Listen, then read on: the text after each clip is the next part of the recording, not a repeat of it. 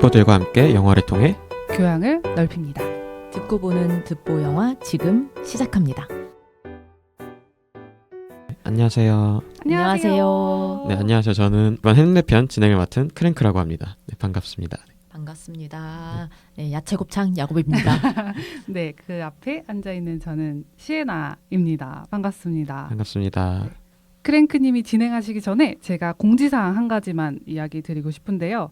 작년에 4월 3일에 이제 달달 보름이 진행했던 기억 영화제가 있었습니다. 또 참여해 주셨던 분들도 계신데 올해는 4.3이 아니라 4.16 세월호 참사를 기념하기 위한 영화 주의에게를 소개해 드리려고 합니다.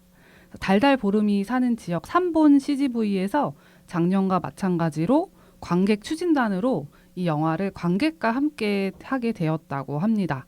그래서 영화는 세월호 참사 활동가, 장애인 활동가, 그리고 윤석열 탄핵을 외쳤던 여성 활동가들의 이야기를 담은 다큐멘터리 영화고요.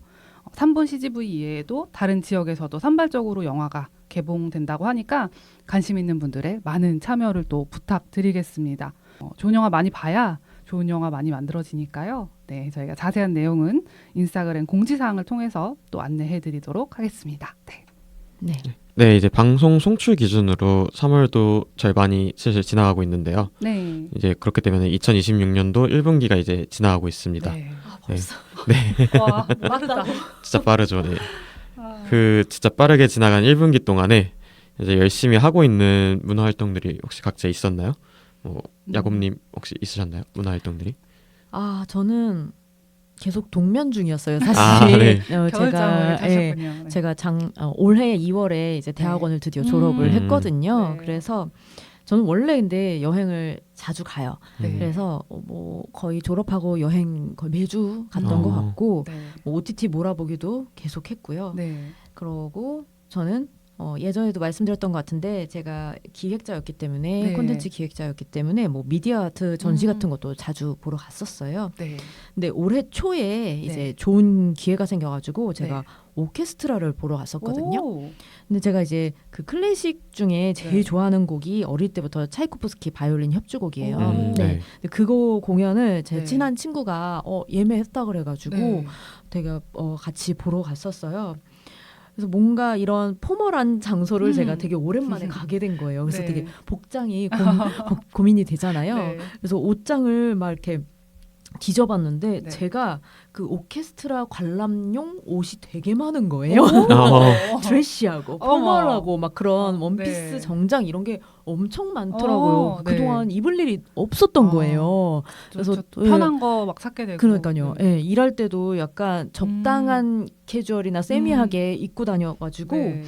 예, 그래가지고 올해는 내가 클래식 공연을 좀 보러 다니면서 이 음. 옷들을 한 번씩 네. 입어야겠다. 다시 좀 나와라 예, 옷들. 예, 이 생각들을 좀 했었고요. 네.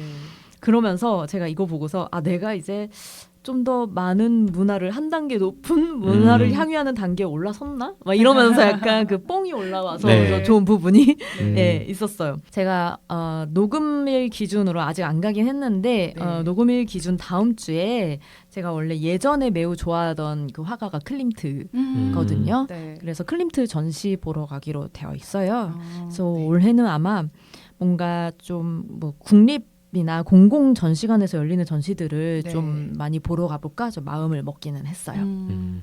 저도 사실 그 문화 활동을 되게 좋아해요. 그래서 여러 가지를 하고 싶어 하는데 저는 올해 이제 새롭게 시작할 거에 대해서 이야기를 하고 싶은데요. 아직 하진 않았는데 3일 뒤부터 할 거거든요. 그래서 혹시 두 분 그 바투카다라고 들어보셨나요? 아니요, 잘 아니요? 몰라요. 그 뭔가요? 이게 쉽게 말하면 브라질판 사물놀이라고 생각을 하시면 돼요. 그래서 이게 막 북 모양이 되게 여러 가지여서 그 리듬으로 이제 그 공연을 만들어 가는 건데 제가 이걸 지난 1월에 지난 시즌 듣보 함께 했던 이제 10월이랑 가지 언니랑 제주도를 갔다가 경험을 하게 됐어요. 근데 제주도에 이제 이 팀을 이끄는 친구가 있어서 한번 참여를 했는데 그 전까지는 이제 SNS에서 그거 보면은 그냥 와 되게 신나 보인다라는 생각만 했거든요. 근데 이번에 현장에 가서 그 소리를 직접 딱 듣는데 북소리가 이제 쿵 하고 울리는데 그 진동이 바닥을 타고 진짜 제 발끝까지 와서 심장까지 타고 올라오는 거예요. 그래서 그 북소리가 얼마나 크냐면 공연할 때 스피커를 거기는 안 쓴다고 하더라고요. 그래서 제가 소리에 뭔가 진짜 압도당하는 경험을 처음 해가지고 아 처음 하셨나요? 네. 클럽 안 가셨어요? 클럽 갔죠. 클럽 그렇게 압도당하는 거예요. 그래서 막 심장이 울리게 울림이 있는. 압도당하는 이제 귀로 압도하고 심장으로 그렇게 스피커 앞자리도 있어봤고 네 그래서 아 이게 뭔가 제가 이제 처음 참여하는 거니까 잘하지는 못했지만 이게 뭔가 계속 치는 거잖아요. 그러니까 뭐 치는 거니까 굉장히 뭔가 내 안에 해방을 그쵸. 외치는 의식 같은 표출하듯이. 느낌, 막 네. 그런 게 들어서 처음에 막 살살 치다가 나중에는 막 저도 막 빵빵 막 이러고 치는데 되게 좀 뭔가 해소되는 것 같고 재미있는 느낌이 너무 많이 들어서 제가 이제 3일 뒤부터 시작하게 됐습니다. 다음에 공연 한번 해주세요. 네. 아직 그 정도가 될지 모르겠지만 제가 하게 된다면 꼭 초대를 드리겠습니다. 네. 네. 저 같은 경우는 네. 역시 좀 영화가 제일 많았어요. 네. 근데 이제 2월 들어가지고 저 그 회사 생활이 너무 바빠져가지고 좀 작년에 비하면은 아직 많이 보진 못했더라고요. 네. 그래도 이제 다른 문화 활동에 비하면 영화가 거의 유일한 활동이기 때문에 영화를 꼽을 수 있을 것 같습니다. 네. 네, 그리고 또 2월부터는 영화관마다 계속 아카데미 기획전이 계속 열리잖아요. 네, 그래서 뭐 이제 이미 개봉했던 혹은 네. 또 이제 개봉할 영화들 중에서도 미국 아카데미 시상식에서 이제 수상 가능성이 높은 네. 영화들이 이제 들여와서 보여주고 하는데요. 그래서 그것들 이제 좀 작년부터 네. 바쁜 시간 좀 쪼개서 궁금했던 영화들을 보고 오. 있고 그런 시기가 됩니다. 2월은. 네. 네, 그래서 오늘 이야기를 나눠볼 영화도 네. 이제 그 아카데미 기획전을 통해서 만나볼 수 있었고 네. 그리고 지금 또 이제 개봉까지 한 작품인데요. 바로 클로이 자오 감독이 그려낸 셰익스피어, 바로 햄릿입니다. 네. 네, 영화 햄릿을 그러면 이제 간략하게 설명해 보자면은 이런 얘기입니다.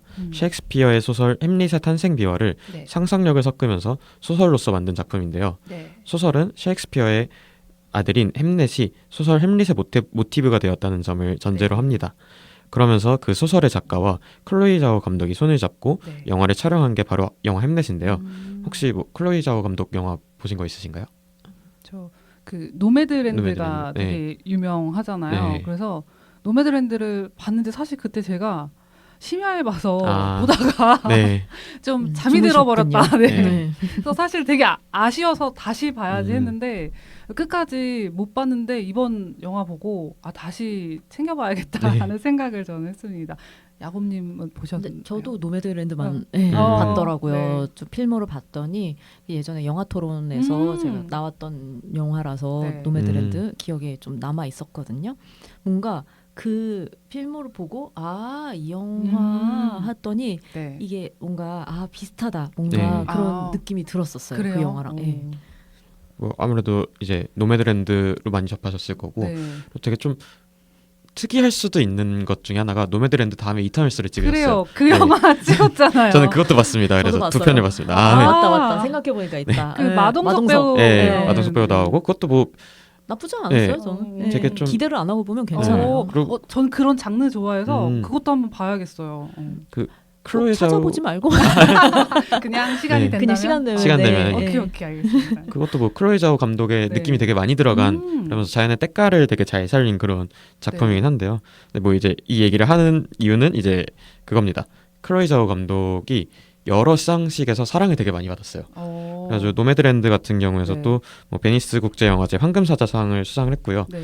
이제 미국 아카데미에서 작품상, 감독상 수상하고 네. 그 당시 기억은 정확하게 안 나는데 그 당시에도 아마 여우주연상을 수상했나 뭐 그랬었을 거예요. 아니면은 되게 높은 그 확률로 받을 수 있을 것이다라는 얘기가 있었을 텐데 네. 또 이번 영화 햄넷도 네. 비슷한 양상을 보여주고 있습니다.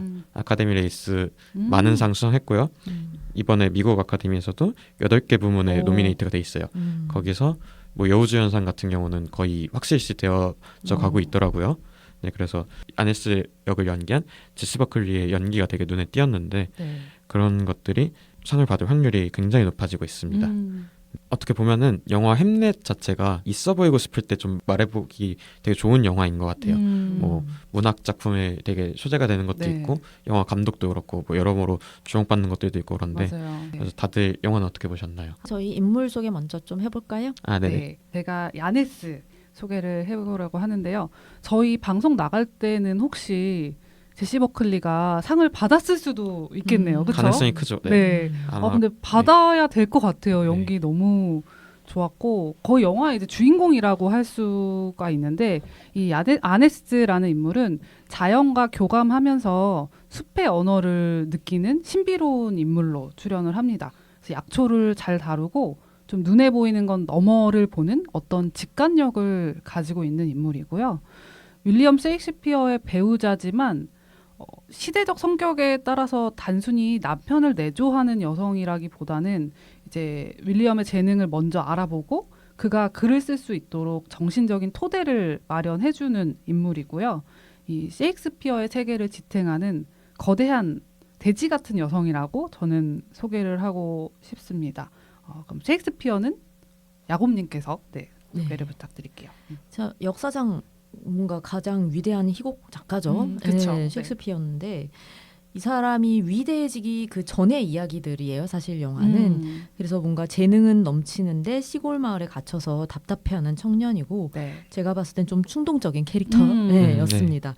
그래서 아버지 빚을 갚으려고 억지로 라틴어 수업을 하다가 네. 되게 자유분방해 보이는 그 아네스를 만나서 갑자기 사랑하죠. 네. 갑자기 청혼하고 한눈에 완전 네. 금사빠. 네. 그리고 갑자기 가정 꾸리고 네. 갑자기 아이 낳아서 네. 그런데 이제 그 가정을 꾸리면서 그 작품을 완성해 가면서 좀 자신의 인생을 승화시켜가는 인물로 나오고요. 제가 봤을 땐 좀 예술병도 있고 네. 예, 뭔가 약간 또 찌질한 냄새가 나는 게 네. 보면서 아마도 인프피가 아닐까 생각해봤었습니다. 네, 그다음에 이제 아들 햄릿에 대한 소개인데요. 아네스와 셰익스피어 사이에서 나왔던 둘째죠, 결국에는. 네. 첫째가 따로 이제 수잔나가 있고 이제 둘째 쌍둥이가 있는데 그 중에 이제 남자였던 햄릿, 아까 말씀하셨던 엄마의 직관성을 가지고 네. 있고요. 그리고 아버지의 예술성도 어느 정도 담고 있습니다. 그래서 배우의 꿈을 꾸고 되게 아버지와 같은 사람이 되고 싶어하는 네. 그런 모습들을 간혹 보이고 되게 아버지랑 헤어질 때 되게 아쉬워하는 그런 모습들을 보이더라고요. 네. 그러면서 또 가족에 대한 우애가 되게 남달라요. 그래서 자기 남매가 네. 죽을 위기에 처했을 때도 사신을 자기가 보면서 나랑 좀 바꿔치기 하자 네. 뭐 이런 식으로 해서 결국 자기가 패스트에 대신 걸리고 이제 죽게 되는 그런 운명을 맞이하는 그런 아들인데요. 분도 연기를 진짜 잘했었죠. 그래가지고 너무 잘했어요. 귀여웠어요, 진짜. 네. 그리고 연기도 잘하고. 그런 게 되게 뛰었던 배우인데요. 한번 그러면 이제 영화는 어떻게 보셨는지 한번 여쭤보겠습니다. 간단한 감상이랑 네. 기억에 남는 장면, 대사 있으면 한 음. 번씩 부탁드립니다. 시에나님 혹시 어떻게 보셨나요? 네, 저는 영화 보면서 저는 처음에 되게 인상 깊었던 게 그 빛을 영화에서 다루는 방식이었는데요. 보통 시대극이라고 해도 어떤 현대적인 조명을 사용해서 볼 때 어느 정도 밝은 톤을 맞추기도 하는데 약간 이 영화는 정말 그 시대에 사용했던 것처럼 촛불이랑 자연광만으로 화면을 채운 느낌이 들더라고요. 처음부터 끝까지. 그래서 실내의 어둡고 고요한 그 그림자랑 또 100% 햇살이 쏟아지는 숲의 장면이 대비될 때 뭔가 그 숲의 찬란함이 그래서 더 배가 됐던 느낌이고 그래서 저는 이거 보면서 계속 이거 촬영 되게 어려웠을 것 같은데 그 생각을 계속 맞아요. 했어요. 왜냐면 자연광은 날씨에 따라서 뭔가 미묘하게 장면 톤이 달라지잖아요. 그래서 그거를 되게 균일하게 잘 맞춘 것 같고 그게 영화 결이랑도 너무 잘 맞는 색감이었다는 생각이 들었고요. 그리고 저는 영화 전환될 때 좀 연극적 방법을 차용한 순간들이 눈에 띄었거든요. 저는 조금 화면 전환이 처음에 특이한데 왜 저기서 갑자기 전환되지? 약간 네네. 이랬는데 그게 뭔가 연극 그 막이 끝나는 순간처럼 화면이 전환이 돼서 이게 뭔가 마지막에 그 공연 올라가는 걸 위한 약간의 빌드업이었나? 약간 그런 세심한 연출이 이제 좋았고 제가 이제 크랭크님이 선정했을 때 이 영화 보고 싶었다고 얘기했었는데 그 이유 중 하나가 이 제시 버클리 배우를 제가 너무 좋아해요.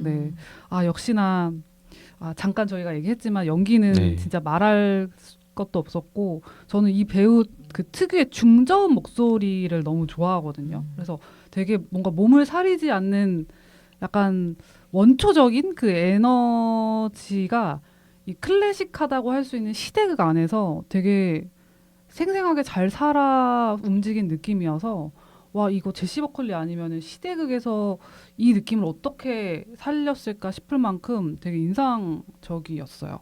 그리고 저는 이 햄릿 작품이 되게 수많은 변주가 나오는 좀 네. 비극의 원형이라고 할 수 있잖아요.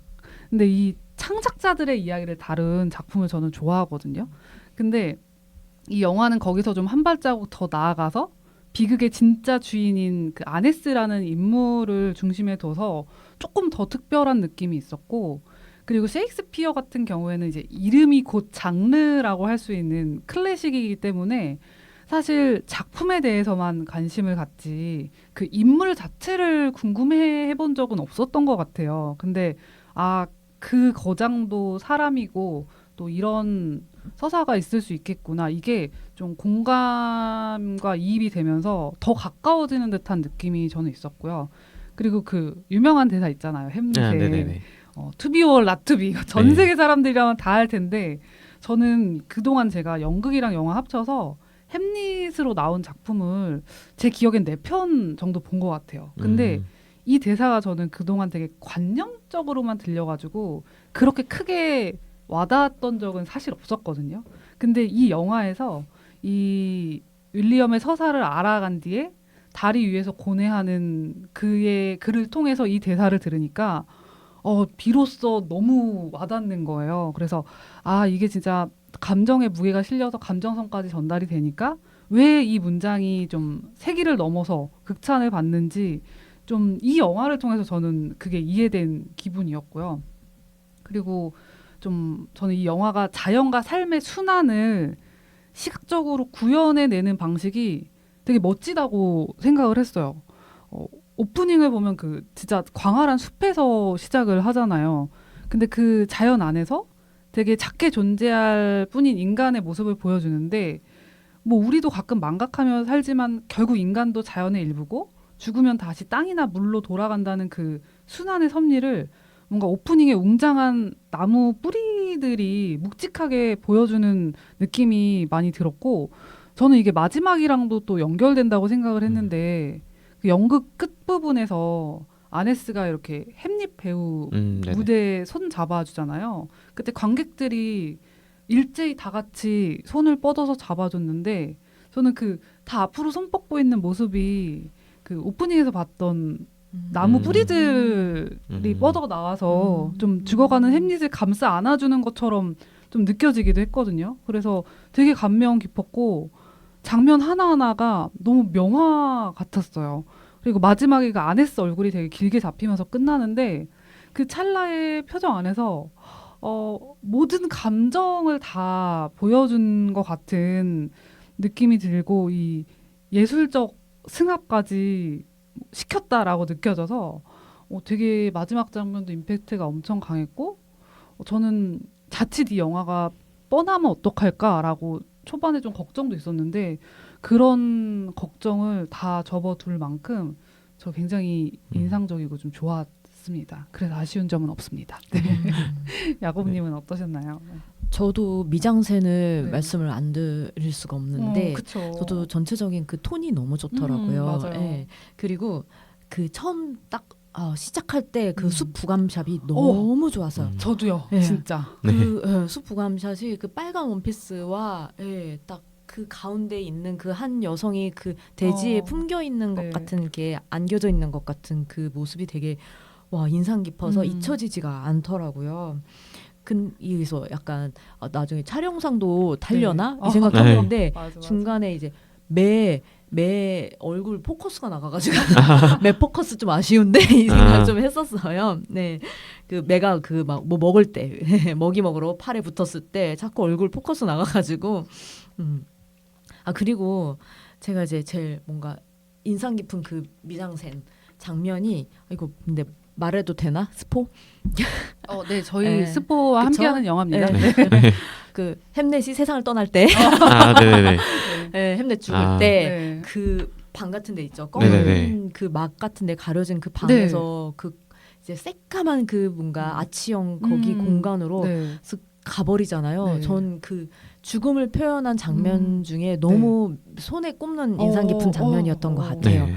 네, 그래서 그 뭔가 아름다우면서도 미묘한 그 미스터리한 방 네. 안에서 얘가 이렇게 막 돌아다니면서 헤매다가 결국은 받아들이고 이렇게 거기 까만 길로 네. 까만 곳으로 이렇게 가는 그게 연극에서도 네. 딱 나오잖아요. 그 까만 네. 공간이. 맞아요. 예. 네. 그래서 그 마지막 그 저는 아네스의 연기도 너무 좋았지만 저는 햄넷의 연기가 진짜 너무 너무 좋았어요. 그래서 저 이제 요즘 눈물이 마른 사람인데 네. 약간 햄넷 연기에 네. 예, 약간 그 익스트림 클로즈업 샷 보면서 약간 눈물이 예, 날 정도로 너무 좋았어요. 근데 이 부부의 캐릭터는 사실 저랑은 맞는 그 캐릭터는 아니거든요. 네. 그래서 여기 그 찌질한 아빠의 찌질함 네. 인프피 느낌 그리고 그 안에서 똥꼬집이잖아요. 네.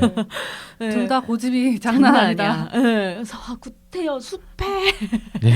가서 애 낳겠다고 바락바락 막 그러고 무지개사이가 이거 하겠다고 막 이럴 때마다 좀 약간 네. 속이 타는 약간 그때 제가 그 특히 셰익스피어의 젊었을 때 모습에 네. 약간 인상 찌푸리고 보고 있더라고요. 제가 팔짱 끼고선 왜 저러지? 왜 저래? 약간 이런 네. 모습들이 있어서 그 부분만 조금 안 맞네 하는 게 있었는데 영화는 전반적으로 나쁘지 않았습니다. 네. 네, 저도 이 영화 되게 네. 궁금해했었고 좀 기대했던 영화인데 되게 네. 재밌게 봤어요. 네. 재밌게 봤었고 연기 뭐 말할 거 없었고 그리고 클로이 자오 감독이 노매드랜드 이터널스에서 계속 보여줬던 그 자연의 때깔 뭐 촬영 방식 이것도 이 영화에서 되게 잘 드러났었고 그런 것들 보는 재미가 있었는데 또 이게 마지막에 연극으로 넘어가서 네. 되게 그 구도를 많이 만들어주잖아요. 저희도 이제 연극을 보는 듯한 네. 느낌을 보게끔 해서 그래서 그 연극에 되게 집중하면서 햄릿을 진짜 어렸을 때 읽고 내용을 모르고 있다가 이제 내용을 이제 거기서 그래도 좀 친절하게 설명해 주니까 같이 따라가는데 마지막에 이제 그 시에나님 말씀하셨던 손 뻗는 장면이 이제 딱 나오잖아요. 네. 그때 이제 다 같이 손을 뻗을 때 진짜 좀 소름이 돋았었어요. 그걸 보면서 네, 그러면서 이제 다 같이 이제 좀 공감을 하고 네. 이게 내가 뭐 예술을 즐기고 향유를 하는 이유가 될 수 있구나라는 것도 그때 느낄 수 있었고 그래서 저도 굉장히 좋게 봤습니다. 네. 다만 좀 이제 아쉽다라는 것들은 네. 가족이 없거나 이러면 그러니까 내가 뭐 이제 애가 없거나 네. 결혼하지 않았거나 이러면은 느낄 수 있는 뭐 어떤 감정이 조금 다를 수 있겠구나 이런 것들이 좀 맞아요. 있었어요. 예. 그럴 수 있겠네요. 그렇죠. 전 주변에서 좀 자식이 있거나 이러신 분들이 네. 진짜 거의 울면서 나오시더라고요. 그래가지고 그 얘기를 되게 많이 하시더라고요. 그래서 보면서 그럴 수는 있겠다. 근데 이제 저는 그러지는 않았어가지고 그 부분이 조금 좀 아쉬웠습니다. 네. 네. 영화 햄넷에 대해서 또 여러 가지 질문을 나눠볼 건데 네. 제가 영화를 보면서 좀 계속 가지고 있었던 궁금증 중에 하나거든요. 그게 영화 속에서 아네스가 좀 신비로움을 지니고 있는 인물로 나오잖아요. 네. 뭐 매도 다루고 자연이랑 뭐 소통하는 것처럼 보이고 손잡으면 미래가 보이고 네. 약간 그런 되게 신비한 모습을 가진 인물로 나오는데 이게 영화 감상에 있어서 어떤 뭐 도움을 준 게 있었는지 네. 뭐 그런 게 조금 궁금하더라고요. 그래서 네, 이거는 뭐 야곱님 어떠셨나요? 근데 저는 이게 영화적 그 요소에서 꼭 필요했나 정도로 좀 생각이 들더라고요. 그러니까 그 자연 속에 뭔가 그게 되게 영감과 영험함이 뭔가 통해 있는 엄마라는 거를 보여주려는 건 알겠는데 네. 저한텐 그게 신비롭다기보다 그냥 뭔가 신기 있는 고집센 엄마. 그래서 얼마 전에 제가 운명전쟁을 아주 열심히 봤어요. 보셨나요? 짤로만 네. 봤습니다. 저도 짤로만 봤어요. 이게 그래서 자꾸 그렇게 영험하면서 왜 아들미를 못 보는 거야? 네, 막 이런 네. 생각도 들고 막 그래서 저 계속 운명전쟁이랑 겹쳐져가지고 지기가 맞나? 막 그러면서 화경이 보였나? 막 이러면서 봤는데 그래도 오히려 약간 그게 좀 흐름을 따라가는데 저한테는 오히려 방해 요소가 좀 되는 부분이 있었어요. 그러니까 네. 내가 본 걸 가지고 이 여자가 뭔가 고집 피우는 부분들 예, 이런 게 아까 제가 말씀드렸던 이 사람 나랑 캐릭터 안 맞는다 했던 부분이거든요. 네. 그래서 제가 얼마나 잘 맞는다고 너무 확신에 찬 거 네. 예, 자연과 교감하는 그 확신에 차버린 네. 게 저한테는 또 오히려 교만함으로 다가왔어요. 그렇죠. 뭔가 우리나라로 치면은 약간 무당의 네. 그런 느낌이 있죠. 네, 저 같은 경우는 뭔가 되게 신비로운 분위기를 품는다는 거 처음부터 많이 나오기도 했잖아요. 네네네. 뭔가 눈에 보이지 않는 그 너머를 보는 인물이어서 그런 비현실적인 직관력이 아네스가 있었기 때문에 좀 역설적으로 아들을 잃었을 때 그 아네스가 느끼는 현실적인 고통이나 그런 게 더 크게 와닿을 수 있는 좀 효과를 줄 수 있지 않았을까? 저도 처음에 영화를 볼 때는 그냥 그런 설정을 받아들이면서 그렇구나 보다가 왜 이렇게 설정을 했을까? 사실 이게 어느 정도 실화를 바탕으로 만들어진 그런 이야기잖아요. 근데 왜 감독이 왜 고민을 해봤어요. 왜 정말 신비한 인물로 설정을 해봤을까? 했더니 뭔가 이렇게 손만 잡으면 미래를 볼 수 있는 그런 다 아는 어떻게 보면 사람인데도 그 사람이 자신의 아들을 잃었을 때 느끼는 고통이 더 배가 될 수 있겠다라는 생각이 좀 들었고 햄넷의 미래도 원래 보인다라고 했었었어요. 그 극에서. 근데 아빠랑 같이 연극을 하고 있었다고 말했는데 정말 그거를 봤던 거라면 아마 마지막 장면을 미래라고 생각하고 본 게 아닐까 싶기도 하더라고요. 그래서 모든 걸 깨뜨려 보던 여인이 정작 자신의 비극은 맞지 못했다는 그 아이러니가 관객을 좀 더 몰입하게 만들 수 있지 않았나 싶었고 그 아네스가 약초 다를 때 막 읊조리는 주문 있잖아요. 그 쑥 너한테. 저 그게 너무 저 대체 뭐지? 그래서 3초면 3에 저항하고 30에 저항한다 말해. 그래서 찾아봤거든요. 그게. 그랬더니 그 고대 시인의 9약초의 주문에 기원을 두고 있다고 하더라고요. 그래서 주술사야? 약간 그런 것 같아요. 그러니까 뭔가 우리나라로 치면 무당이겠지만 그 나라에는 약간 뭐 주술과 관련이 있는 그런 인물로 설정을 한 것 같아요. 그래서 그 주문이 아네스가 어릴 때부터 계속 입에서 달달달달 거의 말하잖아요. 그래서 세상을 대하는 태도가 아니었을까 싶었는데 그 주문은 이제 독이나 재앙으로 아픈 사람을 고치는 뭐 처방전이 되기도 하지만 이제 아들을 잃은 비극 속에서 무너지지 않고 그 삶을 지탱하려는 자기 스스로를 향한 주문이 아니었을까 생각을 해봤어요. 그래서 뭔가 그 캐릭터를 그렇게 설정을 한 게 영화를 보고 나서 생각해 보니까 좀 더 영화를 확장해주는 느낌이 있기도 한 것 같았습니다. 크랭크님은 어떠셨나요? 저도 한번 솔직하게 잘 모르겠다가 계속해서 생각해봤거든요. 근데 이제 그러면서 가장 첫 번째로 들었었던 생각이 소설 원작에서는 잘 모르겠지만 이 영화로 넘어오면서 아니스가 그런 신비로움을 가지고 있는 인물로 나오는 것 때문에 클로이 자오 감독이 가지고 있는 그 자연을 촬영하는 능력 이거를 좀 활용하기가 되게 좋았어요. 그게 없었으면은 굳이 자연을 그렇게까지 이쁘게 찍을 이유가 없었는데 그 아니스의 힘 때문에 그 자연을 되게 예쁘게 찍어야 되는 그 이유가 생기고 그게 영화 속에서 잘 드러났던 거죠. 아니스 자체로 직관력이 좋고 통찰력도 되게 큰 사람인데 그 결국에는 이 아들의 죽음을 못 보고 윌리엄이 어떻게 슬픔을 극복해 나가고 어떻게 이거를 추모하는지를 자기는 못 본 거였잖아요. 결국에는. 그래서 연극 초반에서도 되게 거의 깽판을 치듯이 해놓고 약간 그런 게 있었는데 나중에 돼서야 너는 이런 식의 방식으로 추모를 하고 있었구나. 그런 식의 눈빛으로 바라보고 이런 거를 봤을 때 아니스의 능력은 정말 좋았지만 그 능력도 결국에는 인간에 갇혀져 있어서 다 발휘를 할 수는 없었고 모든 걸 다 볼 수는 없었고 그렇기 때문에 아니스 자체도 불완전한 인간이었다 이런 것들을 보여주려고 한 게 아니었을까 그렇게 한번 생각을 해보고 있습니다.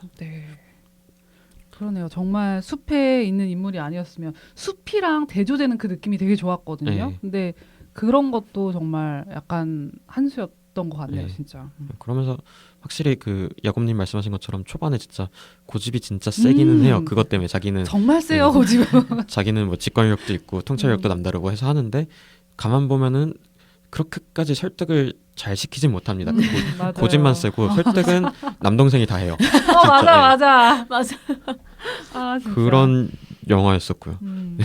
그러면서 이제 질문을 또 다시 연결해서 네. 드리자면은 아니스랑 셰익스피어가 아들이 이제 죽었을 때 네. 추모를 하는 방식이 조금씩 다르잖아요. 이게 아니스는 슬픔 속에 빠져가지고 거기서 네. 헤어나오질 못하고 그렇게 추모를 하고 셰익스피어는 생각보다 더 빨리 이제 일상으로 복귀를 하려고 한단 말이에요. 네. 그랬을 때 나였으면은 과연 어땠을 것 같은지 음. 이거가 좀 궁금하더라고요. 그래서 네. 야곱님 혹시 어떠셨나요? 네. 이게 제가 아들들이 있지만 네. 사실 진짜 잃어버린 게 아니라 음. 차마 어떨지 이게 가늠이 안 가는 거예요. 네. 네. 그러니까 그냥 슬픈 거는 당연한데 음. 나라면 어떨까? 한 반만 생각해봐도 잘 그려지지가 않았었는데 저희 네. 이제 아버지 돌아가셨을 때 좀 생각을 좀 해봤어요. 네. 근데 결국 저는 셰익스피어처럼 네. 행동을 할 것 음. 같더라고요. 그래서 이 남은 사람은 살아야 되잖아요. 네. 그리고 남은 자식도 있고, 예, 그래서 나는 더 빨리 추스리고 오히려 이렇게 약간 차단하듯이 네. 이렇게 약간 있다가 예술로 승화해 보려고 애썼을 것 같아요.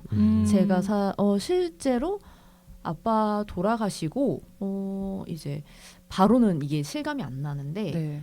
한 이제 2주 보름 정도 지나고 나서 뭔가 마음이 오히려 너무 무덤덤한 것 같아서 예, 이러면 안 되겠다 싶어서 일부러 네. 이제 슬픈 영화들을 막 찾아봤었어요. 음. 네.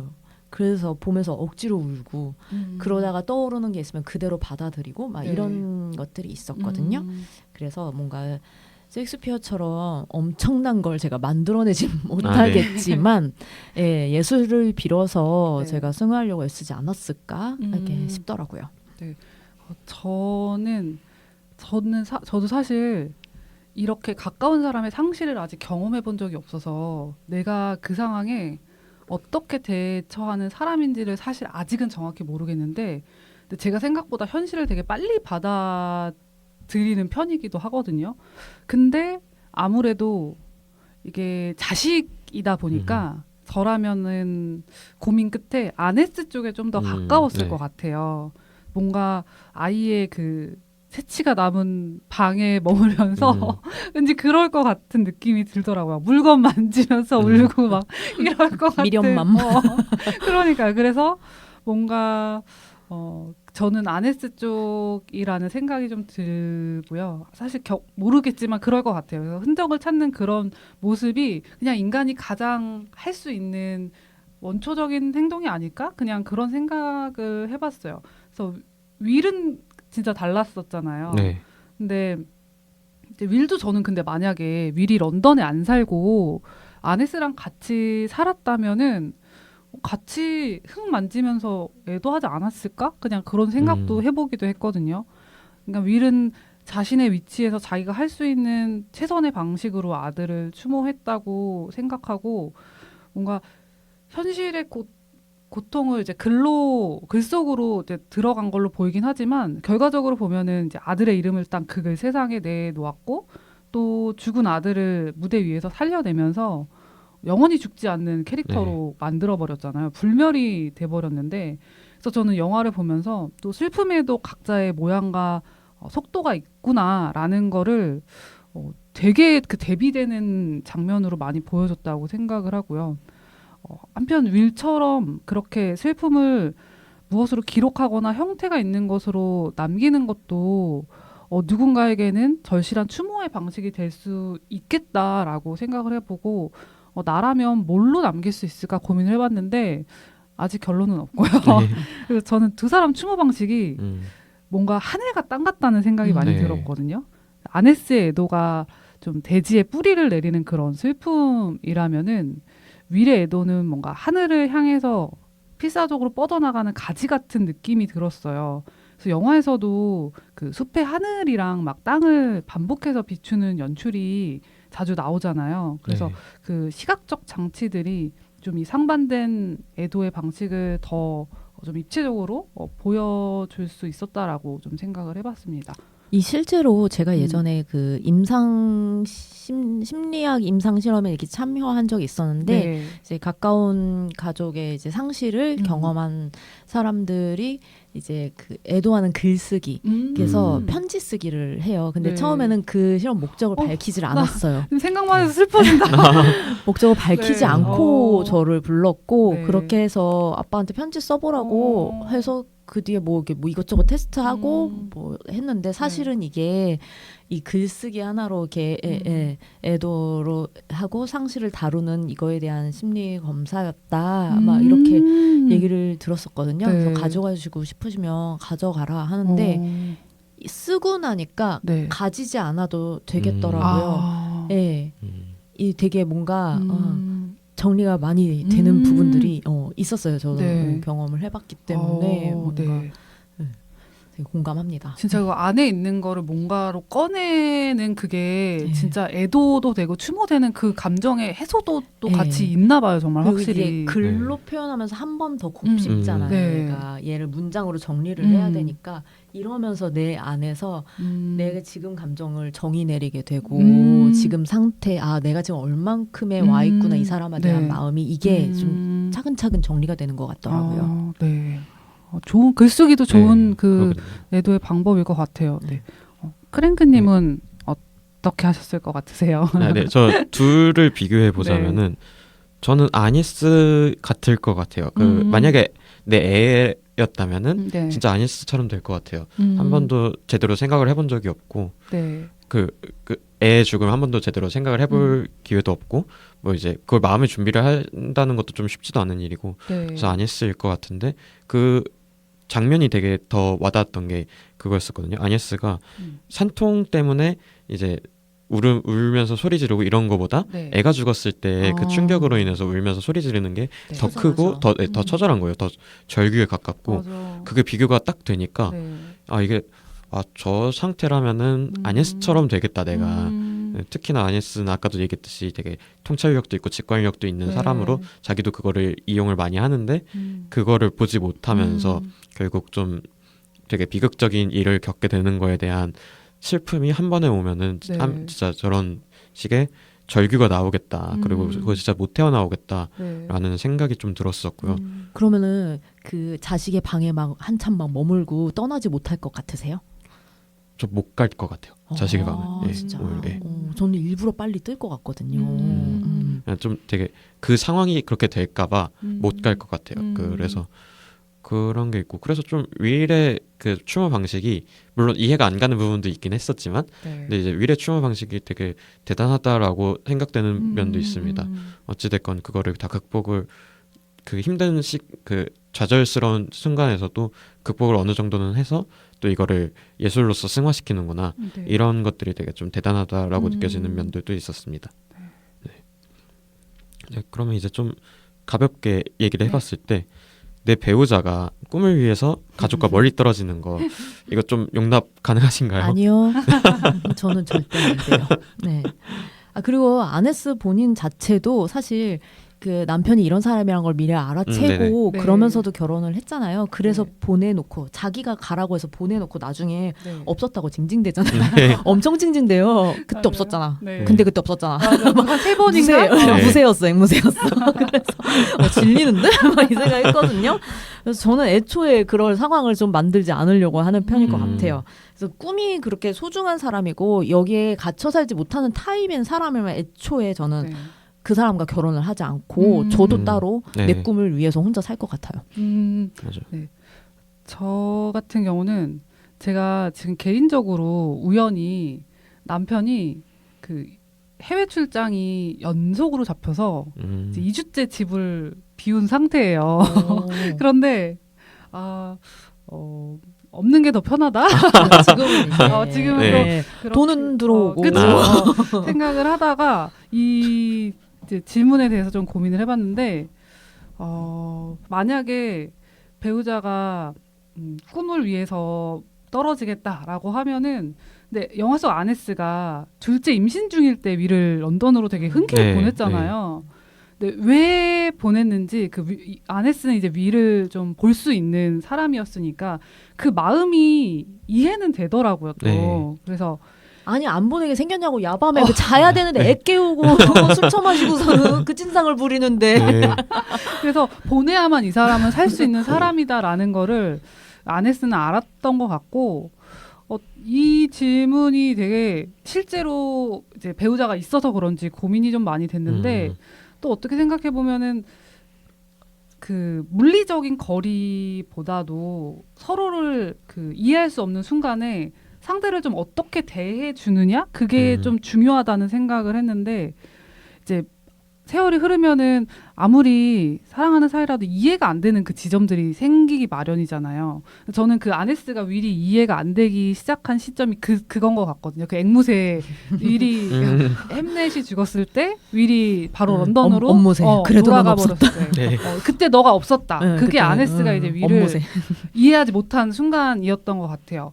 왜냐하면 같이 아네스의 입장에서는 충분히 함께 애도를 하고 싶었던 그런 마음이 있었을 것 같은데 그런 아내를 뒤로하고 이제 자신의 일을 해야 된다라고 서둘러 떠나버린 그 태도 때문이었다고 저는 생각을 하거든요. 그 비싼 집을 샀는데 네. 돈 벌어야지. 네. 누구 하나는 그러니까요. 벌어야지. 다 주저앉아 있어. 그래서 영화 보면서 그 두 사람이 다 이해가 되더라고요. 네. 또 보낸 아네스랑 네. 간 그 셰익스피어도 이해가 되고 그래서 또 자식을 잃었어도 세상은 굴러가고 생계를 위해서 자신의 자리를 또 지키기도 해야 됐던 그 절박함이 또 틀렸다고 말할 수도 없으니까요. 그래서 이게 명백히 한쪽이 나쁘면 욕이라도 시원히 할 텐데 양쪽 다 이해가 돼서 좀 네. 이제 비극이 바로 이런 지점에서 좀 발생하는 것 같고 그래서 저는 이제 얼마나 붙어 있느냐보다 좀 어떤 마음으로 서로의 마음을 지지해 주냐가 좀 중요하다고 생각을 했고요. 그래서 저는 보내줄 수 있다. 네. 로 네, 대답을 해보겠습니다. 크랭크님은 네. 어떠신가요? 저도 근데 야곱님이랑 기본적으로는 비슷해요. 네. 용납할 수 없을 것 같아요. 네. 근데 이제 뭐 정말 뭐 한 1, 2년 정도 가야 된다라고 하면은 그 정도는 되죠. 그 정도는 할 수 네. 있을 것 같은데 저도 그 포인트가 좀 어이가 애가 없었어요. 어린데 애 네. 셋을 내가 키우고 있는데 맞아요. 그 한 수년을 간다? 아, 좀 그게 안 네. 된다는 거지. 1, 2년 뭐 본인 어. 꿈을 위해서 뭐 음. 성공하면 나도 네. 좋지. 네 성공이 내 성공. 네. 근데 이제 그러고 있는데 햄넷이 죽었잖아요. 그러고 나서 얼마 안 있는데 나 이제 가봐야 돼를 얘기를 그렇게 했을 때는 저도 좀 아니스의 입장이었으면 진짜 이거는 좀 많이 충격이었을 것 같고 네. 서운은 네, 하죠. 서운하고 네. 이랬을 것 같아요. 근데 이제 그러면서 그래서 또 한 1년 정도 있다가 떠나잖아요. 근데 또 그런 거를 봤을 때 그래서 아니스를 더 신비로움을 가지고 있는 인물로 만들었을 수 있겠다 싶기도 하고요. 윌은 워낙에 좀 역사를 통틀어 봐도 이 사람이 네. 제일이다라고 할 수 있을 정도의 대문호로서 가지고 있는 어떤 특이함도 있고 네. 그 자기 일에 대한 열정이나 그게 남들이랑은 정말 다른 인물로서 또 그려질 수 있는 건데 네. 그거에 대한 아니스의 또 비범함 다른 모습도 좀 그런 식으로 또 보여줄 수 있었던 것 같기도 하고요. 네. 결국에는 윌도 떠나서 거작을 만들어냈다라는 것도 네. 좀 야 이거 용납을 해야 되는 순간인가 싶기도 한데 다시 생각해봐도 네. 그런 사람이랑은 왜냐면 내가 일단, 그런 거장이랑 결혼할 리가 없어. 네, 저도 시작을 안 할 것 같아요. 시작을 안 할 것 같아요. 그냥 네. 네가 성공해봤자지. 내가 만나는 사람이 난. 네, 그렇습니다. 일단 그렇게 되는데 윌리엄은 결국엔 가서 슬픔을 예술로서 승화시켰잖아요. 네. 네, 그런 표현이 있습니다. 슬픔을 예술로서 승화시킨다라는 표현이 있는데 이 영화가 2시간 정도 이어지면서 이 말을 되게 표현을 한다라고 생각을 해요. 어떻게 생각하시는지가 좀 궁금합니다. 네. 시에나님 혹시 어떻게 저는 그 말에 인간의 여러 감정이 예술로 승화될 수 있다는 것에 저는 깊이 동의를 하는 사람이고요. 저는 이 슬픔이라는 감정도 결국 그 사랑이라는 거대한 감정의 한 줄기라고 생각을 하기도 네. 하거든요. 그래서 누군가를 뜨겁게 사랑하지 않았다면은 그 사람을 잃었을 때 이토록 아픈 슬픔이 찾아올 수는 없다고 생각을 해요. 그래서 슬픔이 사랑이라는 나무에서 좀 뻗어나온 줄기 중에서 가장 짙고 깊은 줄기라는 생각을 했고요. 그래서 슬픔이 좀 예술이랑 만났을 때 우리에게 주는 울림이 더 강렬하지 네. 않을까. 그래서 그런 게 아닐까 생각을 해봤어요. 이게 단순히 아프다라는 개인의 고통을 넘어서 좀 나랑 비슷한 상처를 가진 타인에게 당신만 그런 거 아니에요. 뭐 나도 알아요. 나도 그 슬픔 가봤어요. 이런 공감과 위로가 때로는 그냥 100번 말 듣는 것보다 하나 작품 보면서 좀 위안이 되는 경우도 많이 있기도 하잖아요. 그래서 그 위로에서 사람들은 되게 많은 열매를 맺게 되는 것 같다라는 생각을 하고요. 그 셰익스피어가 햄릿이라는 불멸의 작품을 남긴 것도 아들을 향한 그 사랑의 줄기를 좀 예술로 승화시킨 과정이었다라고 생각을 해봤고, 그 슬픔이 좀 예술이 되는 그 순간이 고통이 더 파괴적인 것이 아니라 좀 누군가의 영혼을 어루만질 수 있는 그 치유의 언어로 좀 다시 태어나는 순간이라고 생각을 해봤어요. 그래서 많은 예술가들이 좀 고통이나 상처, 슬픔을 기록하는 행위가 세상에서 가장 그 아픈 방식으로 우리의 감정을 증명하는 일이 아닐까 하는 생각을 해봤습니다. 야곱님은 어떻게 생각하셨나요? 네, 이게 사실 제가 예술치료 석사를 전공한 뭔가 핵심 이유이기도 하겠죠. 네. 네. 제가 거기에다가 이제 저 어릴 때 그 클림트의 유디트라는 작품을 보고 네. 엄청나게 강렬한 무언가를 느꼈었어요. 근데 그때 당시에 제 뭔가 방탕함과 방황하던 그게 그 유디트라는 작품의 투사가 됐었던 것 같아요. 그래서 그 뒤에 이제 빛의 벙커에서 클림트전을 보고 그것 때문에 제가 미디어 아트나 실감 콘텐츠 활용한 예술치료 콘텐츠 만들고 싶어서 이 길로 전환을 한 거거든요. 네.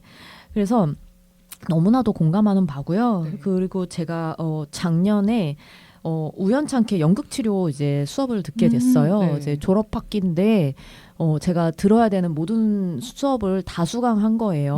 근데 네. 이제 졸업하려면은 그 학점 하나 더 채워야 되는데 들을 과목이 없어서 저 때문에 개설된 과목이 있었어요. 교수님들이 긴급 회의를 하신 거예요. 네. 그래서 그건 무조건 들어야 되는 거예요.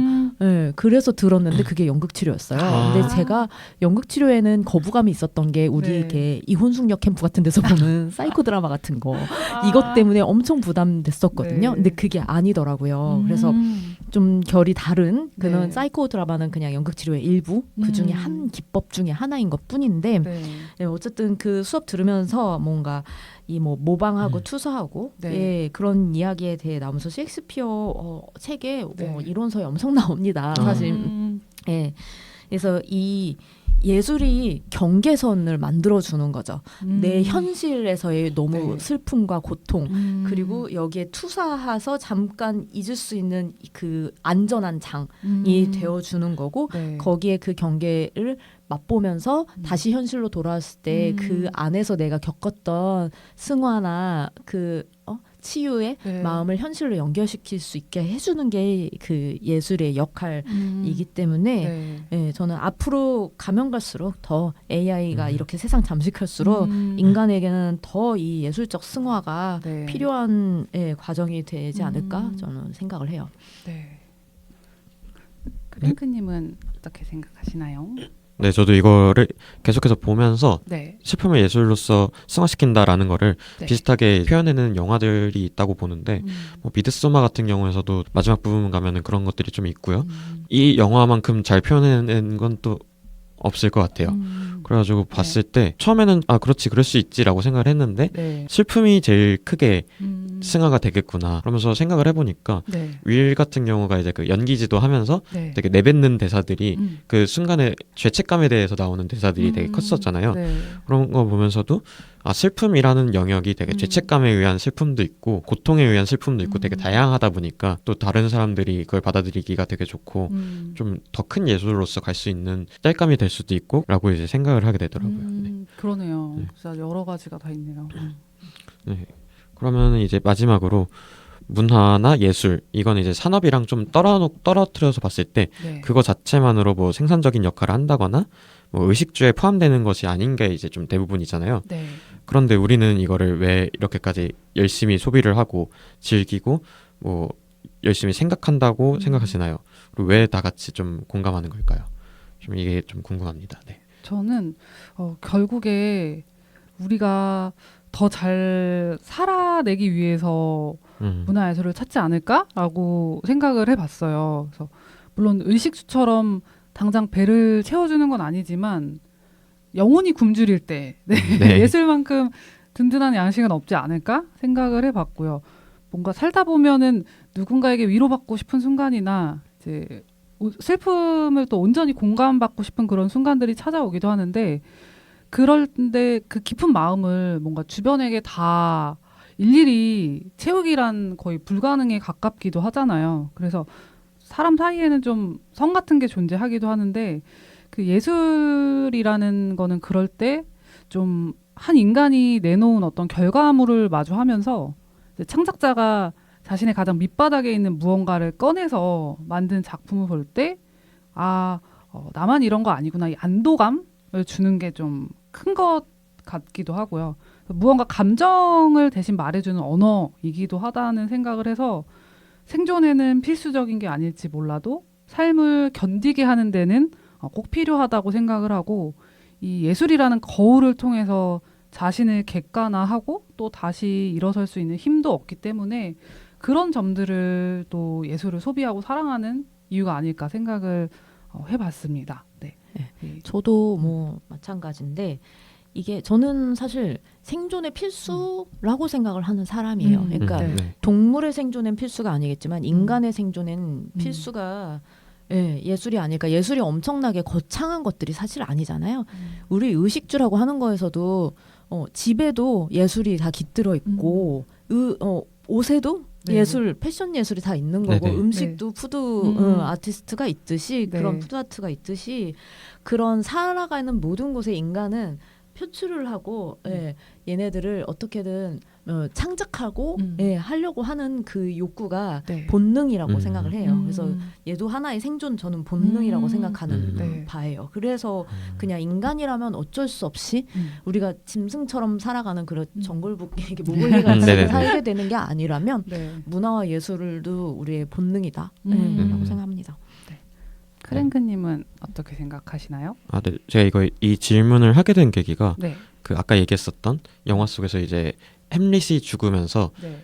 어머니 아네스가 이제 손을 내밀고 다른 사람들이 막 다 이제 손을 내미잖아요. 그러면서 네. 배우도 되게 순간적으로 놀라는데 그 안에서 같이 또 이제 동화가 돼서 연기를 더 해나가는 모습을 보면서 네. 저도 되게 소름이 많이 돋았고 내가 이게 내가 예술을 계속해서 소비하는 이유구나라는 거를 이제 어렴풋이 좀 알 수 있었고 그거에 대해서 좀 계속 생각하는 시간을 좀 가질 수 있었거든요. 네. 이제 그래서 이런 질문을 던져본 건데 그 생각을 계속 하게 되더라고요. 그러니까 예술 이 정도에 되는 예술 안에서 우리가 네. 하나가 될 수 있는 경험을 또 해볼 수가 있고 그 안에서 뭐 서로 진짜 슬퍼할 수도 있고 네. 웃을 수도 있고 이러면서 좀 서로의 공감을 하면서 위로를 나눌 수 있고 되게 좋은 시간을 보낼 수 있는 거였구나라는 네. 거를 다시 한번 좀 느껴볼 수 있었고요.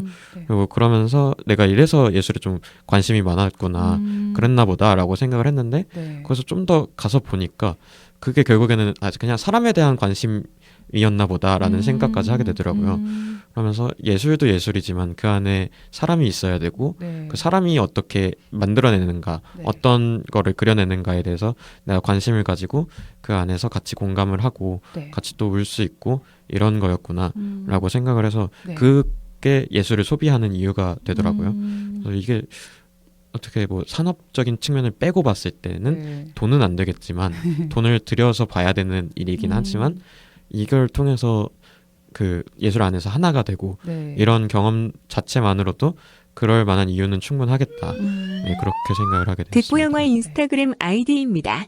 db.movies db.movies 많은 관심 부탁드립니다. 이제 마지막으로 결론을 내리려고 해보는데요. 네. 이 영화 햄넷을 봤을 때 주변 사람들에게 추천하실 수 있습니까? 아니면은 좀 어려울 것 같으신가요? 저는 딱 보자마자 생각이 났던 게 그 연극 치료 네. 그 수업해 주신 교수님 떠올랐거든요. 아, 그리고 같이 수업 들었던 우리 예술치료 전공 친구들. 그러니까 이게 저는 치료적으로 어떻게 얘가 재현이 될 수 있을까가 너무 호기심이 생겨서 네. 그렇게 하나하나 다 톱파보고 싶은 약간 그런 마음이 들었었어요. 그래서 연극을 하는 사람들 그리고 그런 걸 조금이라도 접해봤던 사람들과는 이 사람들은 또 어떻게 생각할지 같이 나누고 싶어서 좀 추천을 해보고 싶었고요. 네. 이어서 제가 이제 이렇게 비슷하게 문화랑 역사를 기반으로 네. 또 가공된 그런 작품을 같이 좀 생각을 했던 게 네. 디 아워스라는 영화 아시나요?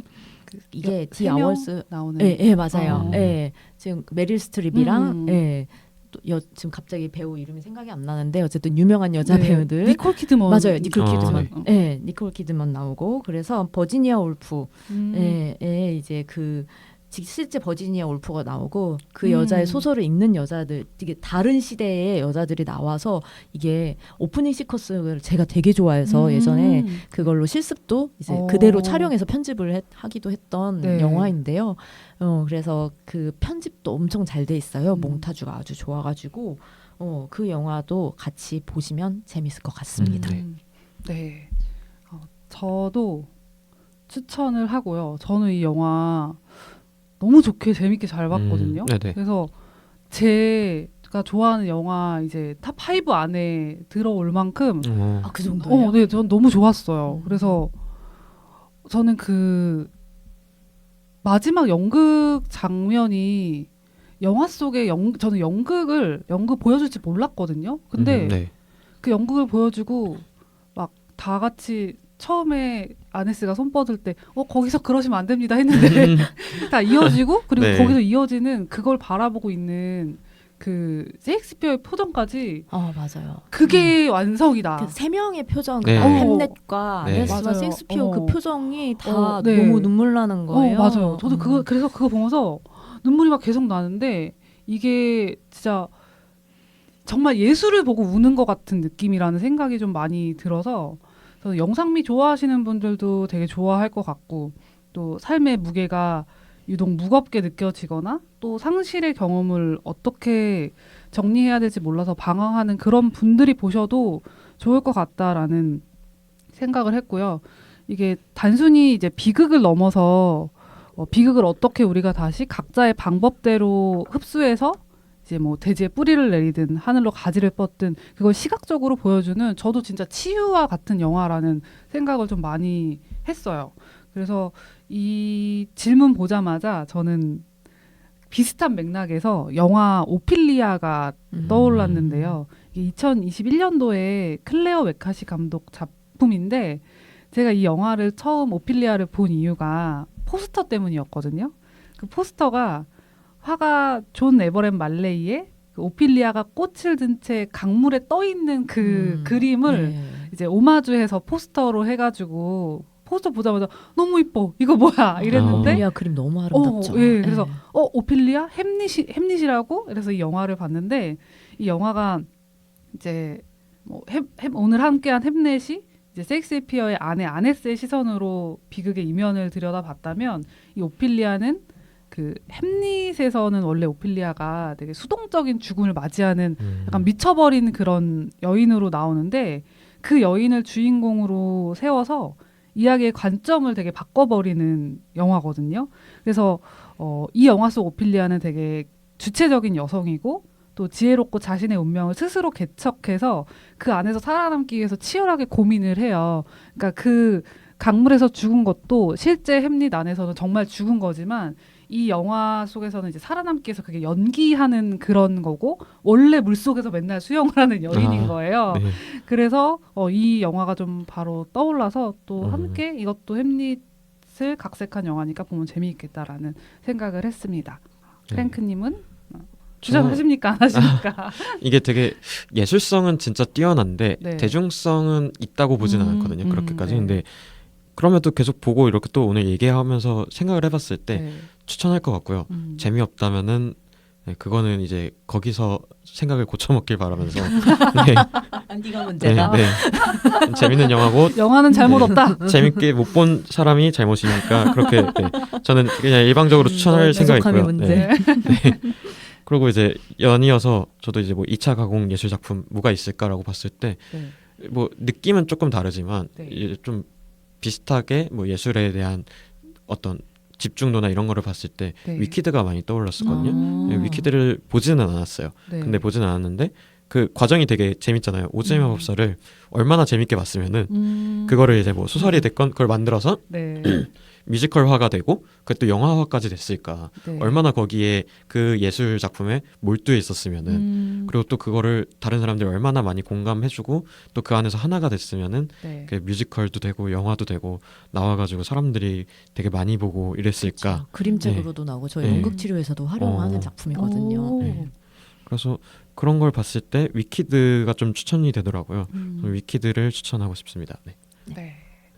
아, 이렇게 저희 오늘 햄넷 크랭크님이 또 처음 또 진행해 주셨는데 너무 잘 진행해 주셔서 저희가 좋은 예술 영화로 이야기를 나눠봤고 다음 주에 인도 여행을 함께 하시길 바랍니다. 다음 주에 만나요. 안녕. 안녕. 안녕.